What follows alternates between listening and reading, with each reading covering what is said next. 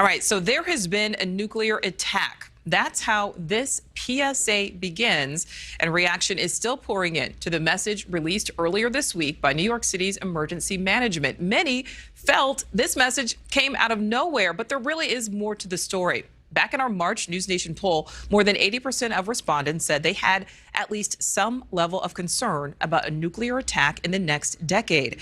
And New Yorkers appear to agree with our NewsNation viewers. A recent survey there found that more than 75% of respondents were not prepared for a nuclear attack should a threat present itself.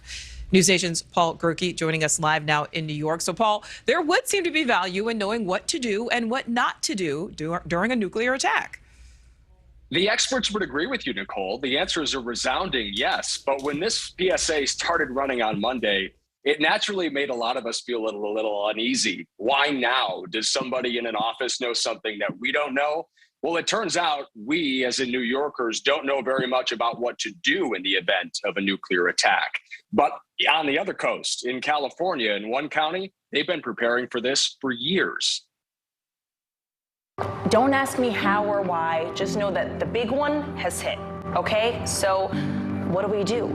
Not many New Yorkers are prepared to answer that question, according to the results of a global strategy group survey taken last year. Only 12% of those polled said they were prepared in the event of a radiological incident, such as a dirty bomb. 77% indicated they were not. Inspiring NYC emergency management to create a 90-second PSA with some simple, well-established best practices for the event of a nuclear attack, designed to limit unnecessary casualties and best assist first responders. Step 1, get inside fast. Step 2, stay inside.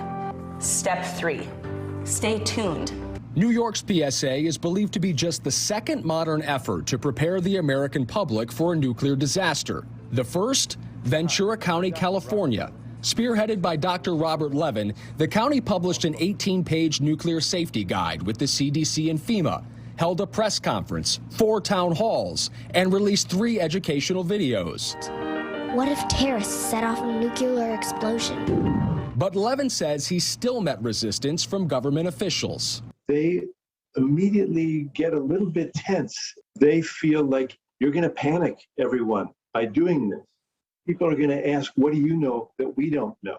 Levin has been lobbying to designate a time each year to nuclear preparedness, arguing we prepare for almost every other disaster, and simple advice could save tens or hundreds of thousands of lives. People forget, as much as get inside, stay tuned is memorable and easy, people don't hear it. Any place can do this and should do this because this is a reality of our world.